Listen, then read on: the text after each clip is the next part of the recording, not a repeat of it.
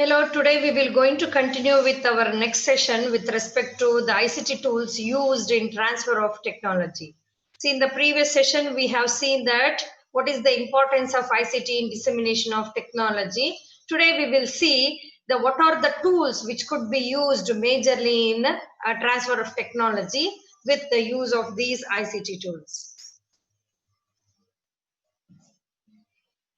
So when we are telling about the tools which is coming under cyber extension or ICT tools in TOT, as I told, the major ones are email, internet browsing, video conference, call center, agri portals. And apart from that also, we are using the kiosks and nowadays with the popularly the mobile applications, radio, television and satellite communication. These radio and televisions are traditional medias which we are using from years together, but other things which have come in recent years and have occupied major position in transfer of technology.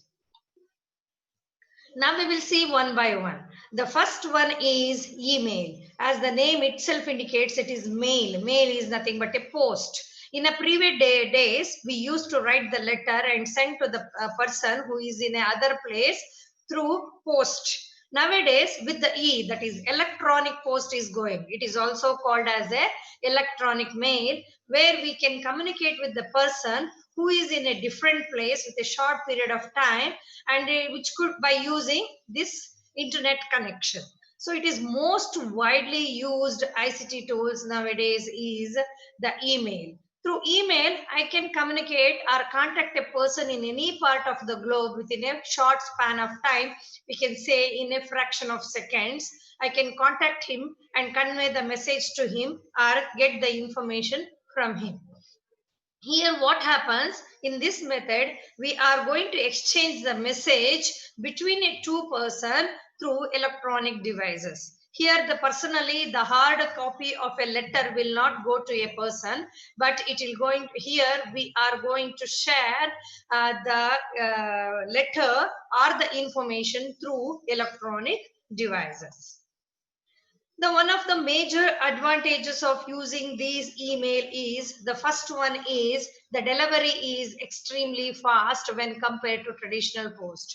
As I told, in a traditional post it will take time because you have to wait from here, it has to transport to other place and to reach a person it used to take a certain period of time. Whereas in case of email it is a fraction of second. Through the electronic devices we can communicate the information to a person who is in a different place of or any place in the globe, and we can send a message or can mail a information throughout the day or throughout the year. That is, it is 24/7. There is no time limit. At a midnight also I can send message, or at the early morning also I can send the message, and it can be sent and received from any computer or anywhere in the world that is having internet facility. Very important thing is when we want to send a mail to any person in the other place or in another side, there is a need for internet to send a message. And here the email can be sent to a one person or to a several person.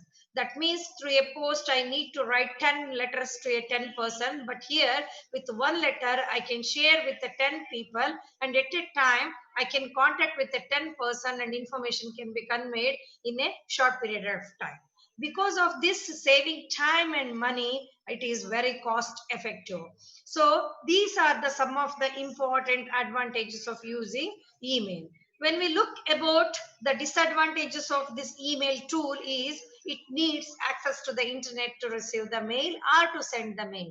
If a person is not having an email connection, it is very difficult for him to send a mail or to receive a mail. If there is no signal also, there is a problem. And by using this internet and sending mail, there is a chance of virus, the spreading of virus from one system to another system that may be acting as a theft for the system, which may get corrupted and your previous information can be corrupted through these viruses.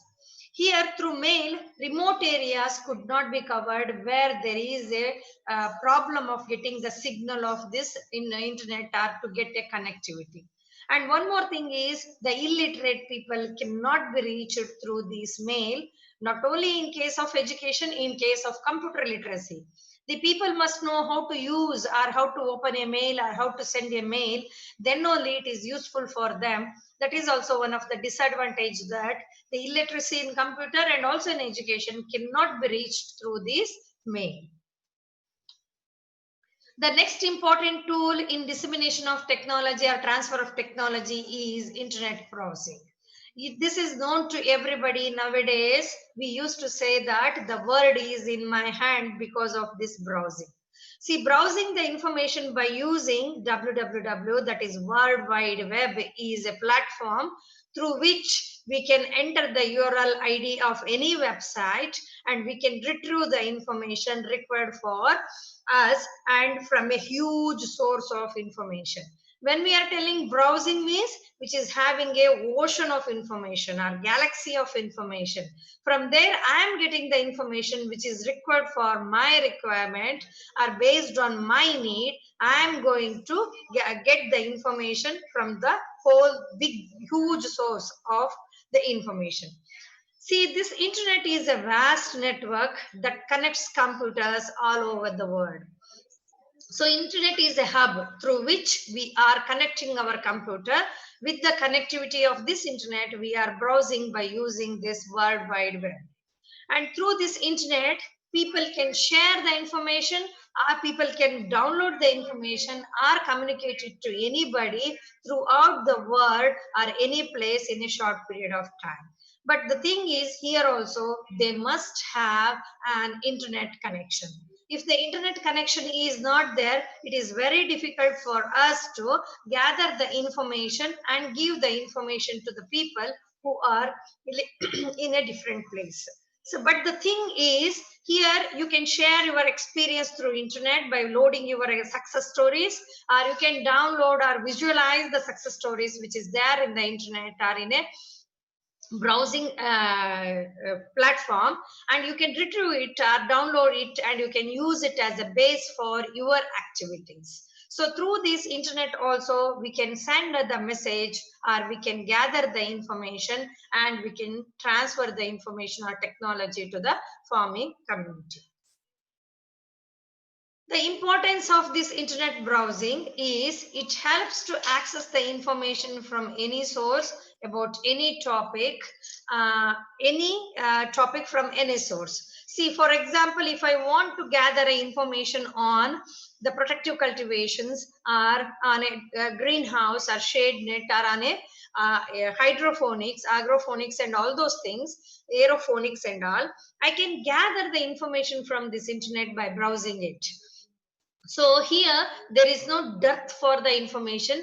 Only thing is we must know which type of information is required for me and what information I have to gather from the huge source. And the next is it is a cost effective because and it saves time, because if I want to go and get the information from an expert, it requires a lot of time and many times there is a need to travel from one place to another place.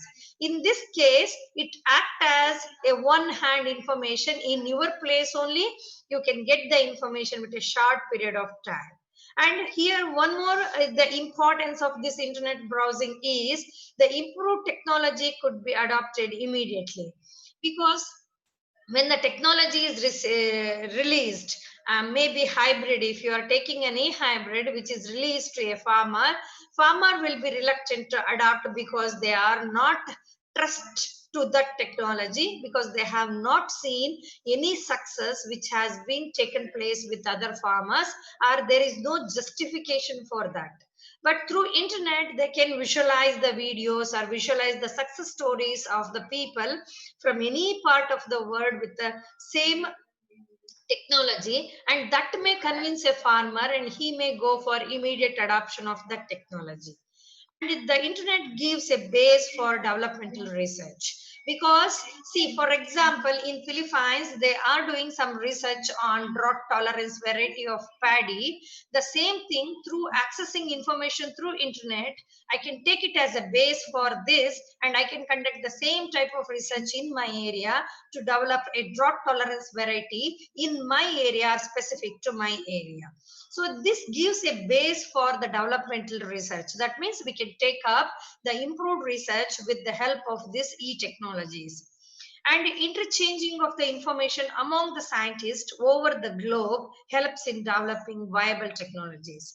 That does not mean that, as I told, if I am developing a technology in my area, I want to check that whether this technology performs in the same vigor and same efficiency in another place, could be shared with our friends who are located in other places of the globe, and it could be tested, and the same data or the information could be gathered from there, and we can come out with a universally accepted technology by sharing and contacting the people or the scientists among the globe, and come out with the improved technology suitable for everybody.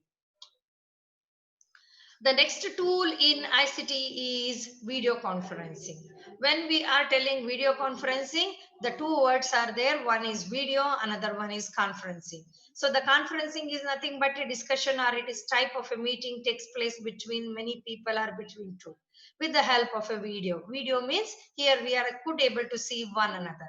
So the video conferencing is a live video based meeting between two or more people in different locations using video enabled devices. See, for example, this is also maybe a video conferencing. Here, nowadays, the many things are going on online, where we used to use the Zoom app or Google Meet. So many apps are there, or softwares are there. We are using it and conducting a classes, or conducting a seminars, meetings and all, where the physical presence of the people will not be there. I am here and students will be there in the class, and I can conduct a class from my place with the help of this video and convey the message to the people in a distance place. That is nothing but, here we can conduct a meeting, we can conduct a class, or we can have a discussion by using this video enabled devices, and the conferencing could be done. That video conferencing allows the multiple people to meet and collaborate face to face. They are located in a distance place, through the transmission of video, audio, text, and presentation, and in a real time basis through this internet. See, for example, if I want to take a class in other campuses from here, I can have a video conferencing. If you want to meet your higher ups, or the your officer want to conduct a meeting of all the staffs located in a different location, they can use this video conferencing. He can sit in his office, and through this video conferencing he can have a face to face contact, share the information, transfer the message, and give any demo to them, and make them understand the situation or the information. How I have given here, you could able to see that here a person who is contacting these people in a one place from a other distance place, where he is explaining everything, and that is called as a video conferencing. There are types of video conferencing. Now we will see one by one.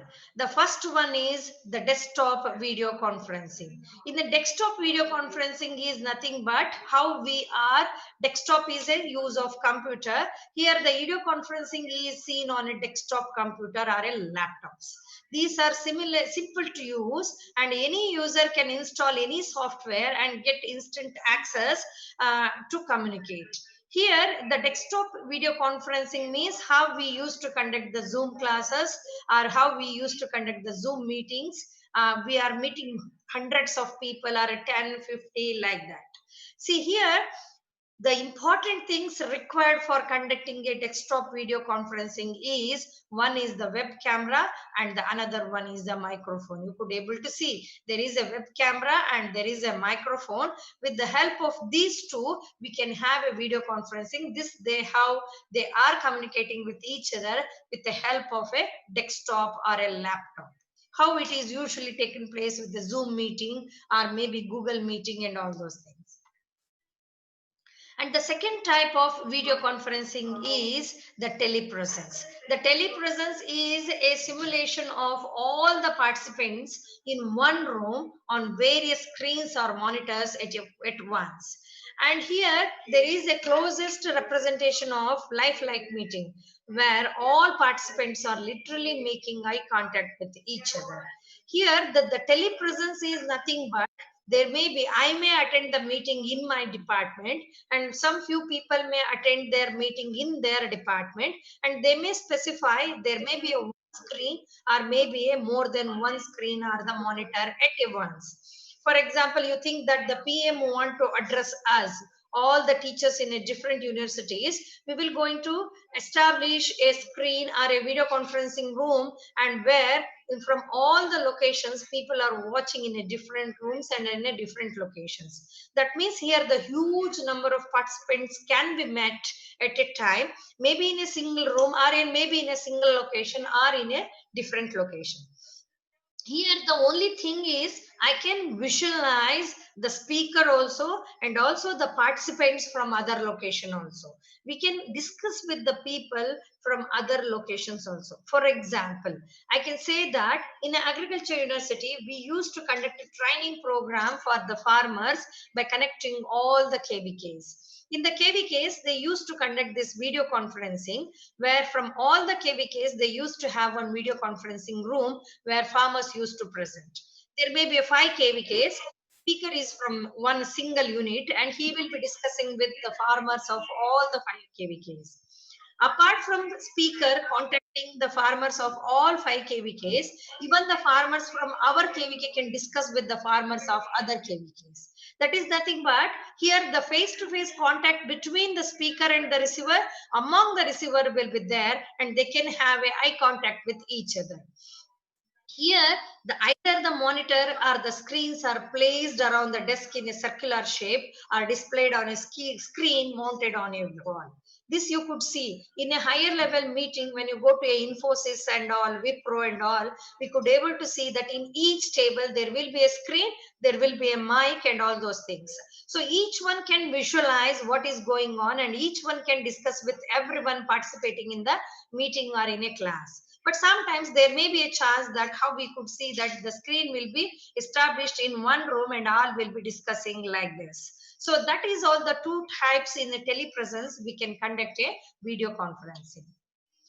And the next one is the room-based video conferencing that usually we used to conduct in a small organization or in a company, which is commonly takes place in one room. We are having a specific room for a video conferencing, which is well established with a screen, which is well established with a sitting arrangement, camera, and everything will be there. And in a one room, those who want to attend the video conferencing or want to attend the lecture or a training has to come and sit in that room. And here also same thing, that they are going to discuss face to face only, and the screen and projectors are installed in these rooms permanently so that they can conduct a meeting whenever it is required. That is room based. That is, it is a room specific. In a room they used to conduct the meeting through this video conferencing, and they used to discuss in a specific room when there is a meeting through this video conferencing. That is what is called as a video room based.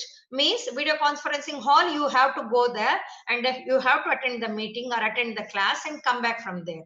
For that there is a well established screen, videos, mic and everything will be there. This is called as a room based video conferencing. Apart from this also, there may be it can be classified into different types based upon the services they are giving through this video conferencing, like customer relation video conferencing, maybe the human resource management video conferencing, maybe service providing video conferencing, like what we used to say that insurance and all those things. And customer relationship means how the company used to contact the people through video conferencing and all those things. Public relationship, health management, all these things that they based on the services given to the people, there could be called as a different type of video conferencing. And there may be a chance it could be classified in a different way, that is one-to-one video conferencing, one-to-many video conferencing, or an interconnecting video conferencing. Here everybody, group discussion type, everybody can have a video conferencing. How we used to have a chat in the mobile, video chats and all, or video calls and all, that is called as a different types of video conferencing. The major advantages of this video conferencing is a live conversation could take place between two people who are located in a different places by visualizing each other. Here, the scientist can virtually contact his farmers or virtually have a contact with the farmer to solve the field problems.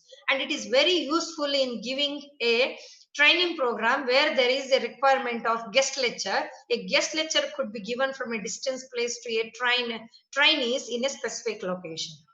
And it is useful in monitoring the progress of different activities. That means our higher ups may conduct a video conferencing with all the employees to see that what is the progress going on in a particular project work. That could be done. It reduces the cost of traveling and also the time. And there is a chance of conducting a collaborative research with the colleagues at a different institution by having a regular contact with them and visualizing the field, the result and everything, by reducing the loss of time in travel. And the next one is we could able to solve the problem by exchanging the information in a short period of time with the face-to-face contact or by visualizing each one. And here it is very easy to conduct a follow-up through video conferencing. Apart from all these advantages, it's having its own limitation. There is a chance of technical failure. Technical failure means connectivity may go, current may go, electricity may go, maybe a chance that some devices may create some problem. And impersonal, that means here the presence of a person will not be there. That effectiveness cannot be created in a video conferencing. Acoustically problems with conference room. As I told, there may be a chance of current going and there may be a chance of some technical problems with the devices. There may be a chance that the people, many may come, they cannot be accommodated, they cannot be sit and all those things. And greater participant preparation and preparation time is needed. That means whenever we want to conduct a video conferencing, the participants need to prepare for it and there is a huge time for preparation is required. And whenever you are attending a video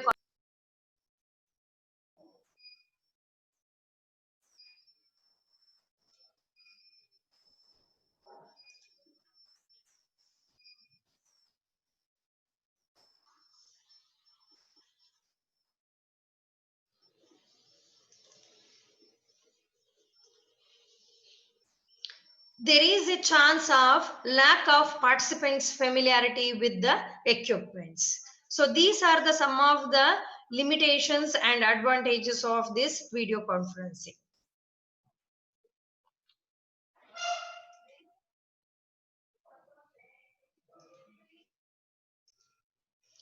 Now we will see next the tool in ICT for dissemination of technology or transfer of technology is Kiosk.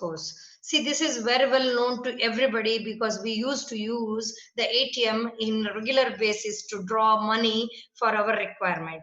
A kiosk is nothing but a box which is opened one side and closed another side, which is installed with the information, or we can tell it as a software is installed to it, and it could be used for gathering the information or for providing the services.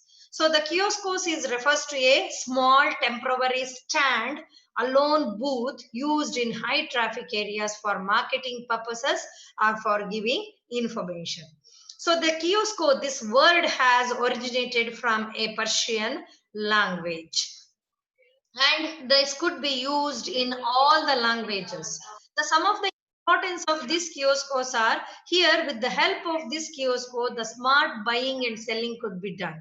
There is a easy without the presence of a person or without the presence of any fellow or a human resource, we can buy or sell with a short period of time as you require.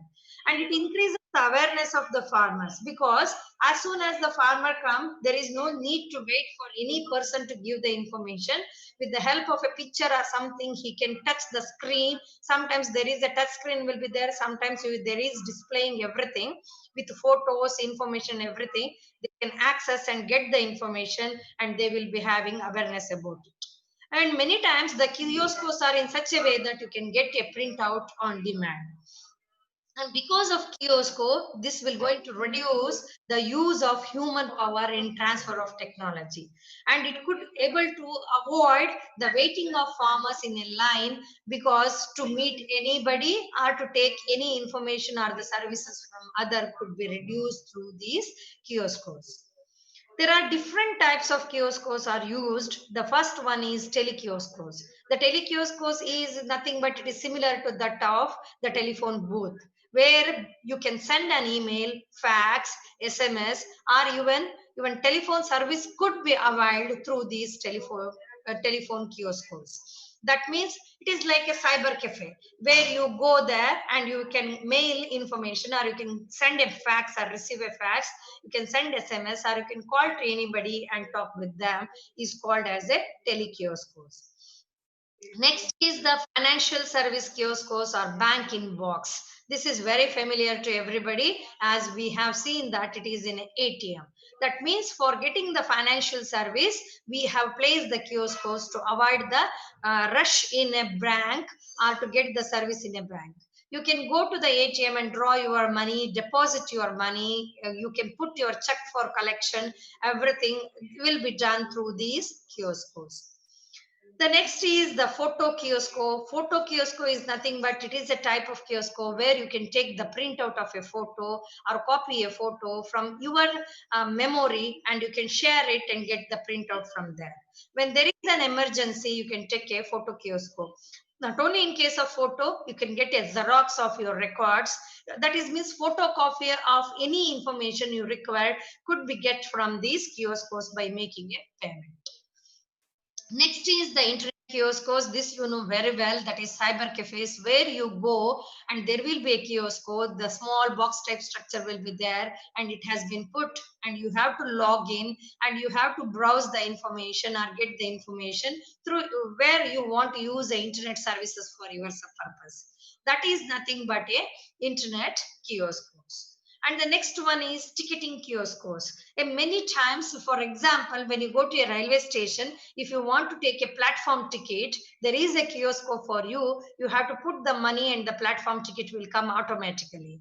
That is nothing but a ticket kiosks. This is also just to avoid the rush. As soon as you go, you can put the money and take the ticket. And many times, if you go to nowadays to shopping mall also, you can scan your product and pay the bill, and you can come back through that. That is nothing but a ticket kiosks. And the next one is the restaurant kiosks. Restaurant kiosks means now when you go to a restaurant where there is a busy or self-service is there a kiosk will be placed. Only thing is you have to choose which item you want, make a payment, and you will going to get the food item which you have ordered through these kiosks. That is nothing but a restaurant kiosks. Information kiosks, it is just to gather the information about the different aspects, maybe about a particular institution, maybe you want to get some information about different aspects. There will be a kiosks, there may be a touch screen, or maybe you have to enter the code and all, where you can get that information and you can gather the information which is required for you in a short period of time. And next is the building directory or wayfinding kiosks, which you have seen in all the malls, airport, railway station, and all, where they have placed a kiosks where you can find your path or how to go to in this building, and where and all, which are all the shops or which are all the things are placed that could be found through these kiosks or building directory or wayfinding kiosks. And the next is the hospital and medical clinic kiosks. Nowadays, it is also very common. If you go to an hospital, you can reserve your ticket or you can get the medicines out of the kiosks, have contact, take an appointment with the doctors and all with the help of these kiosks. And you can contact the doctor by taking an appointment. You can come back with your receipts, and next day you can go and have a contact with your doctors. Like that, the hospital kiosks or medical clinic kiosks are also available for the services, easy services. Visitors management or security kiosks. That means usually when you go to a airport or when you go to some malls, there may be a chance that there is a security checking and will be there. But with the help of these kiosks, each and everybody we have to check, means there is a chance that the people have to wait for a long and it will take a time consumption. So they have made some security checking kiosks where you have to press. The good example for this is as soon as you enter to parking yard in a mall. So there is a kiosk is there. You have to press the button and there is a ticket will come out when you enter that parking yard. When you go out, pay the bill and go out. Like that, the visitors management or security kiosks will also be available to take care of all these things. So these kiosks will help us to give the information in a short period of time. These are the way we are using. The same way in the agriculture also, we could able to use the kiosks in the dissemination of technology to the farming community by placing all these kiosks in a village or in a grama panchayat level where the farmers used to visit regularly can come there and gather the information from there and get the information. So these are the things which I want to cover in this session about the different tools used in dissemination of technology by these ICT application. So thank you very much. I hope you have got all the